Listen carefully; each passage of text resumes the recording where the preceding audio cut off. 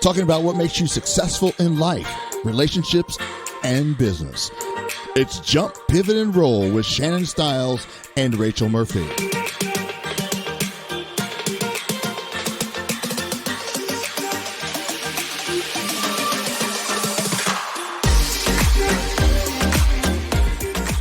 Does guilt have you weighed down? Do you feel like you don't have time for yourself? Sometimes guilt stops us from taking time for ourselves. So in today's episode, we're going to focus on carving out you time. So I'm really excited about today's episode, Shannon, because we're going to talk about ways that you actually can carve out you time. Because I think in our really busy lives, we often think, how am I going to find 5, 10, 15 minutes, an hour for myself? And there really is great ways that we can find that time. I agree with you. And, you know, when we first went on our journey, we found the time just simply by getting up earlier. That's exactly one of them. Is, you know, if you get up at, say, 5 o'clock and the family doesn't get up till 6 o'clock. This isn't so that you can go do laundry, start mopping floors, all those things. This is so you can sit there and read or meditate or do yoga or exercise. You know, it reminds me of a book. One of my favorite authors, Hal Elrod, wrote a book called The Miracle Morning. And it's about habit stacking. And it consists of 6 habits. And the habits, the acronym is SAVERS. I remember this. Great book. Yes. I love it dearly. So the first one is silence. The A is for affirmations. V is for visualization. E is exercise. R is reading. And S is scribing. And I loved this book because every single thing that are in the savers, it's about you time. It is. And, you know, people think, okay, if I'm going to read, I've got to spend, 30 minutes, an hour reading. 10 minutes of reading something that is going to feed your soul and give you something back is enough. It really is. If it's all you have, it's what you do. And, that brings us to another one. It's that use your commute time. If it takes you 30 minutes to get to work, this is a great time to turn on a podcast. But seriously, listen to a podcast, something that inspires you or makes you laugh or challenges your thinking. One of my mentors, Tony Robbins, calls that net time. It's no extra time, meaning in all of the downtime that you have, the time that, is spent with frivolous things like driving, use that time in order to educate yourself because we can all listen to something while we drive. Oh, yeah. I carry a book with me in my purse or my tablet that has my Kindle on it because if I'm at a pharmacy or, God forbid, the driver's license bureau or doctor's appointment, something that just is a real time suck, instead of sitting there playing on my phone, I'll pull that book out and I just feed myself.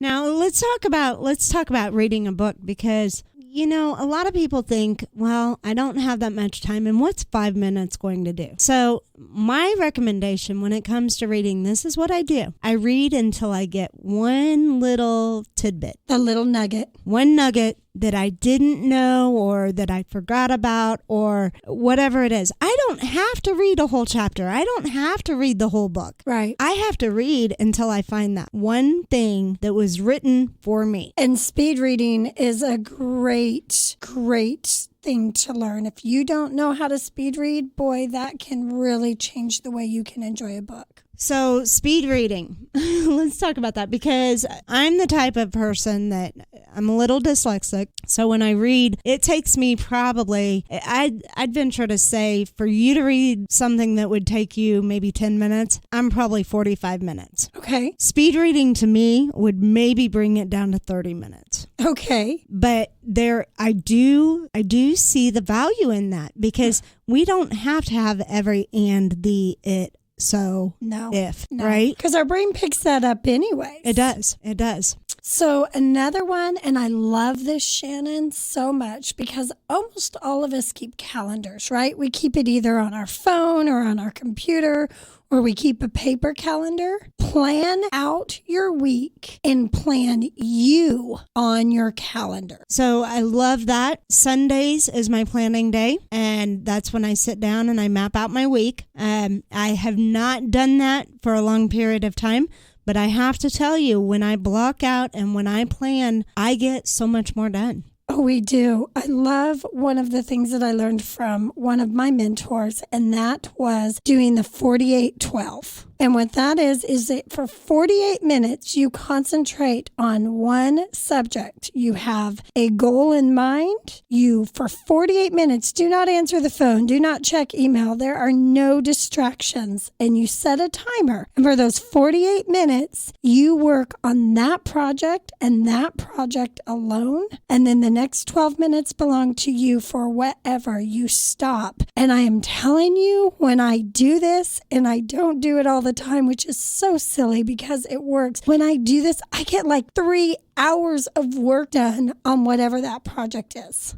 Well, it's because your focus is in the right direction and you're not letting anything interrupt you. And that's why it is so important that you are on your calendar. You're right. You're right. And I want to speak to that for a minute. And I wish that we were on video right now because I'd actually do something to show this, right? So have you seen the jar trick where they put sand in the bottom, then small rocks, then big rocks? I have seen this, yes. It doesn't fit, right? It does Everything not doesn't all fit. Nope. But when you take the big rocks, your boulders, the God time, the important things that you have to do, the family time, and you put those in first. And then you drop those little rocks of, maybe it's payroll or do the laundry or whatever those little rocks are. They're important, but they're not the meat and potatoes, right? Right. You drop those in. And then you drop the sand in. The sand is,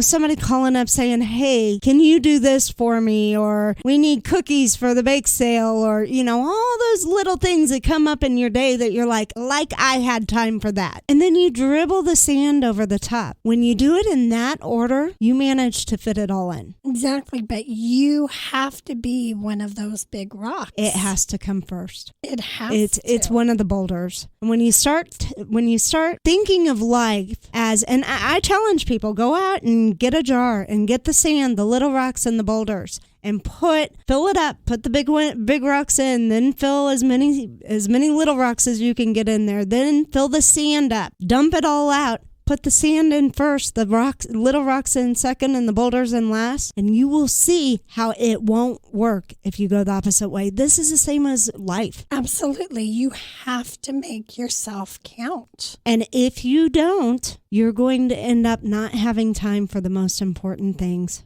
You, your family, your loved ones, and nothing else will be worth it. Right. So let's talk about one of the ways to do that. And this one is a hard one for me because people who know me personally know I'm a little bit of a control freak. No, not you. And that is delegate.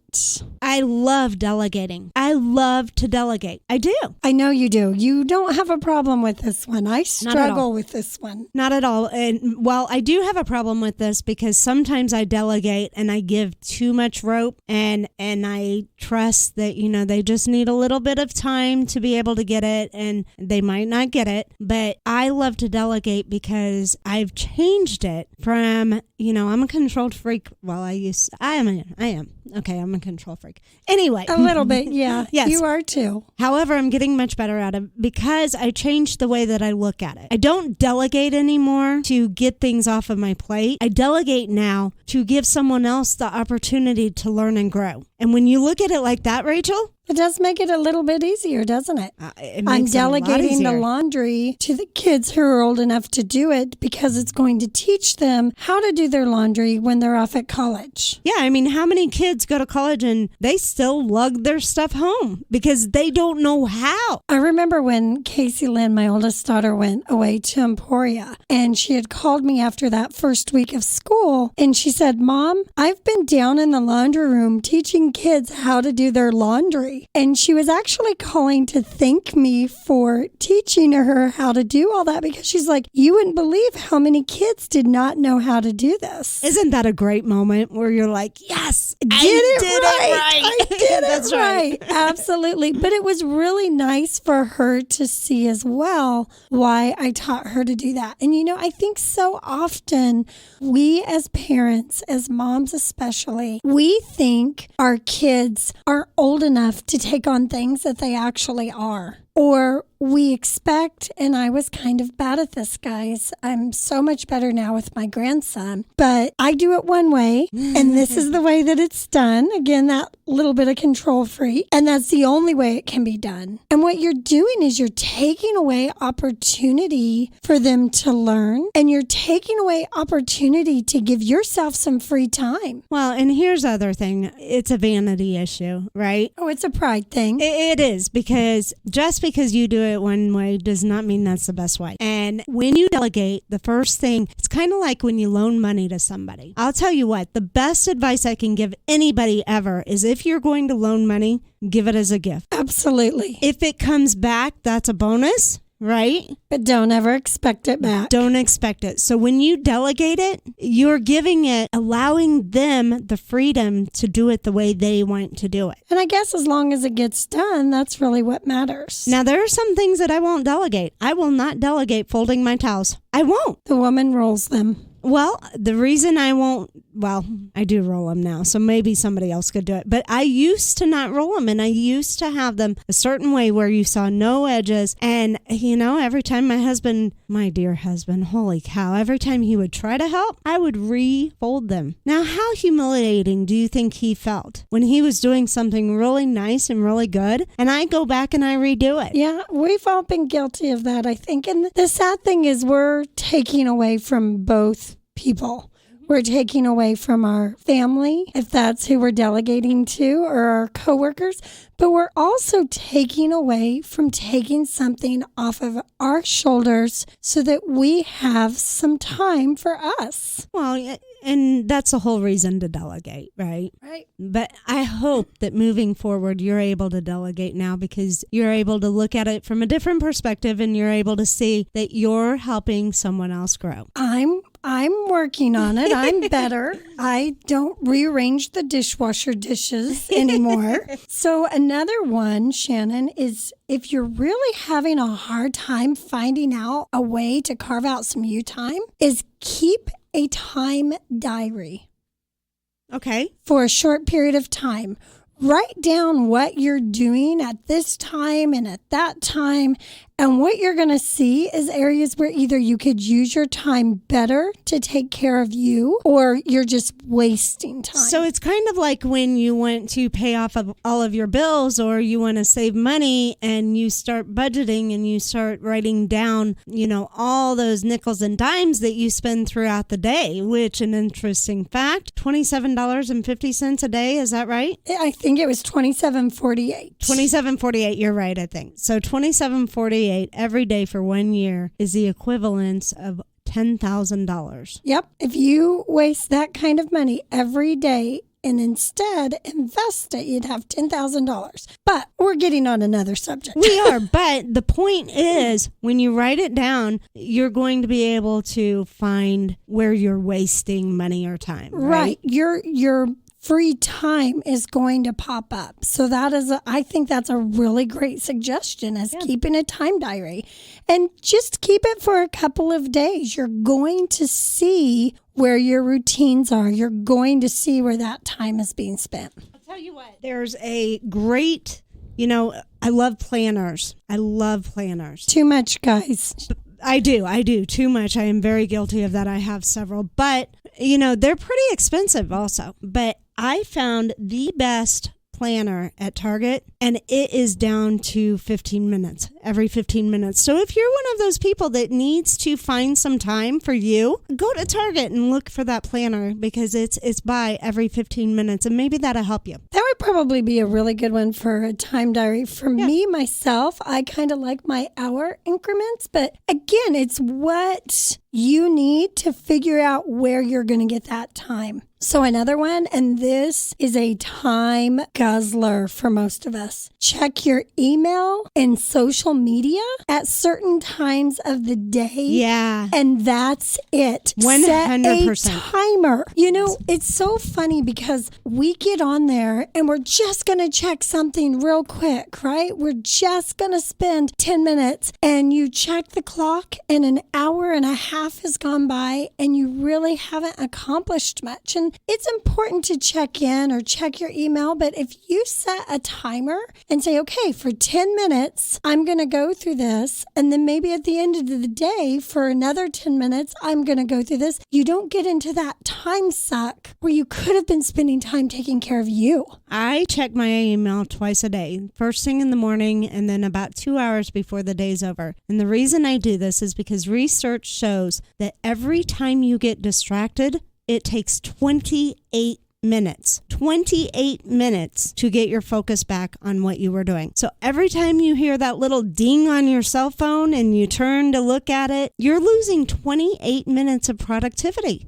So I'm 100%, I believe in that. Yep. And you know, it also, so much screen time is hurting our brains. It's hurting our communication. It's hurting our eyes. So I think this is really a good thing. Plus, they're starting to say one of the reasons on Instagram, for example, did you know likes are going away? Yes. And to where other people comments. can see them. And one of the reasons is that Instagram has said that they are literally seeing people become depressed because they're not getting enough likes. And that's how much they're counting and depending on social media. So the likes aren't, this is what I heard, and I might be wrong. The likes aren't going away. You'll be able to see your own likes, but you will not be able to see other people's. Absolutely. And that takes away that competition and that feeling bad about it. And you know, that's not a bad thing. No. And here's the thing. If you spend 10 minutes on Instagram and then you go, I don't know, grab coffee with the girlfriend instead, which one of those is going to mean more to you? Which one of those is more going to feed your soul?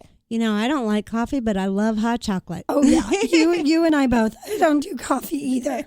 So another one is to consolidate your errands. Okay. Figure out what you have to do that day and put as many of those things together as you can, because that is also going to free up some of your time. Yeah, that's a great. So, you know, I'm running around doing my errands, listening to a podcast. What a great way to spend some quality time. I love running errands because I get to listen to my book on tape or my podcast, or because I get to talk to someone. It's my downtime, and I love running errands.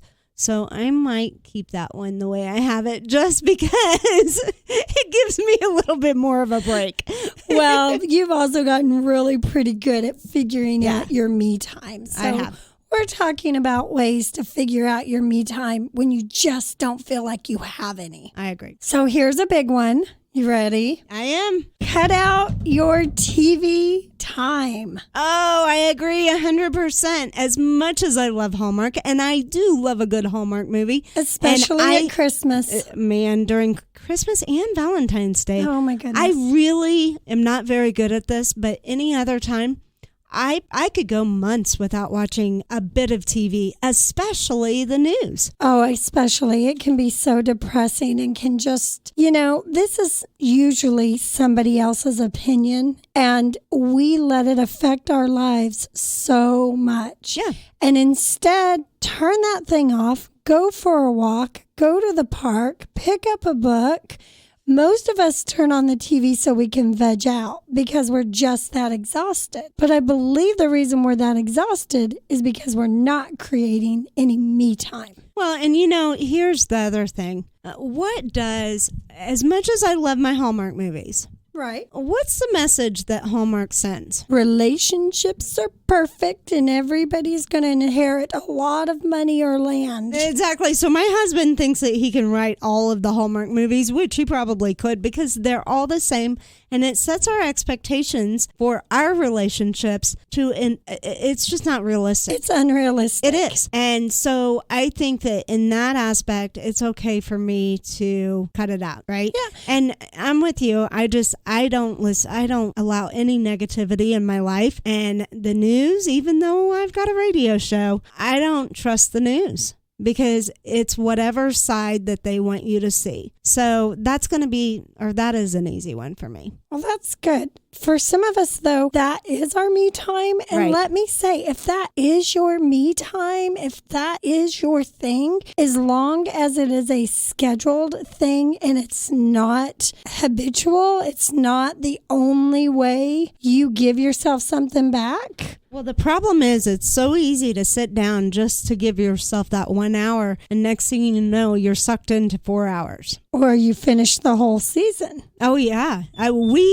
My husband and I are binge watchers, so we might go for months without watching, and then we'll give ourselves a Saturday and we'll say, it's cold outside, we're building a fire, and we're not leaving until we have this whole season done, and it works for us. Yeah, that's because we're both empty nesters. Exactly. Exactly. What else do you have for us, Rach? Okay, so use your timer for your social media. Oh, you know what? That's a very, very good recommendation, because social media is, I love it for the fact that sometimes you can get great messages out to people who might need a message. I love it because it's a way to keep in contact and see what's going on with your friends and family. But you know what? I don't love it when people start comparing themselves to others. They're trying to live up to this perfect image that social media only shows the good times, right? I mean, I think I'm the only one that shows bad times, because I go out there with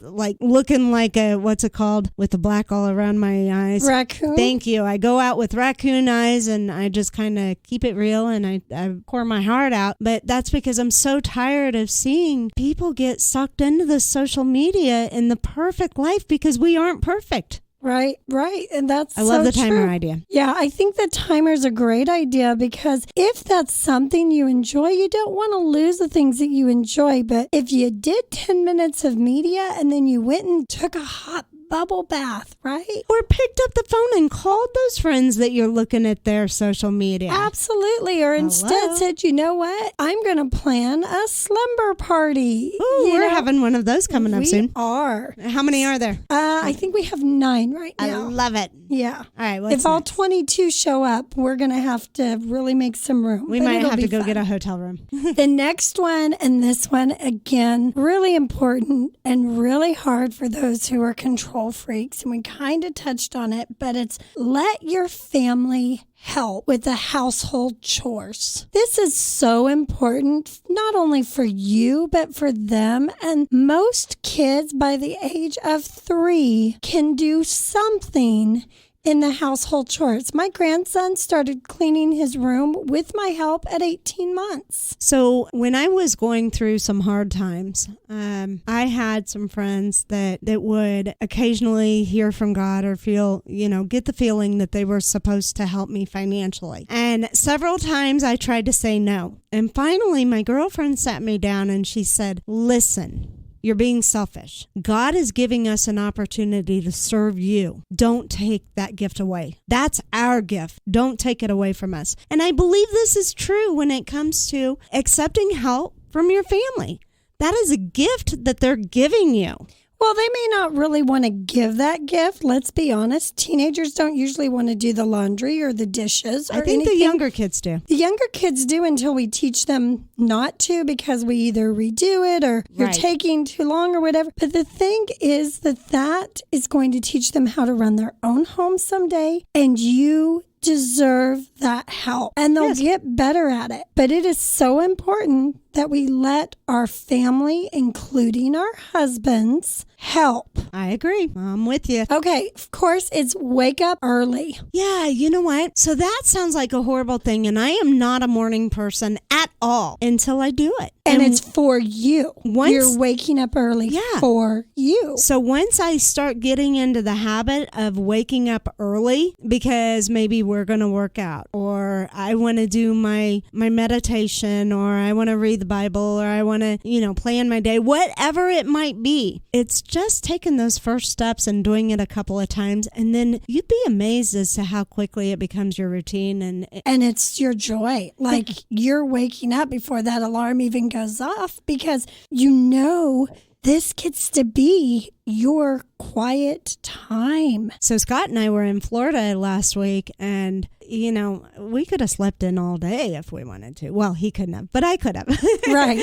And I kept on that schedule because I had gotten to the point where I woke up early, and I was so glad that I did that because I was able to get my work done and get all my meditation and working out and everything else done before we ever went out and did anything fun. So it's a good habit to start. It really is a good habit. So let's talk about what if you are a mom with lots of littles running around and a very tight budget. What are some of the things that you can do? Oh, you know what? I love the pedicures for yourself. Absolutely. I love that. I think that's such a great, or a hot bubble bath. That used to be my favorite, Rachel, when I was a single mom and I was going to college. I couldn't afford a lot, but you know what? I had heat and I had water, and I would put bubbles in there and I would just shut the door, and Park knew that was my time, and it was so relaxing. So, I think having somebody, maybe grandparents or a good friend, take the kids. Trade time.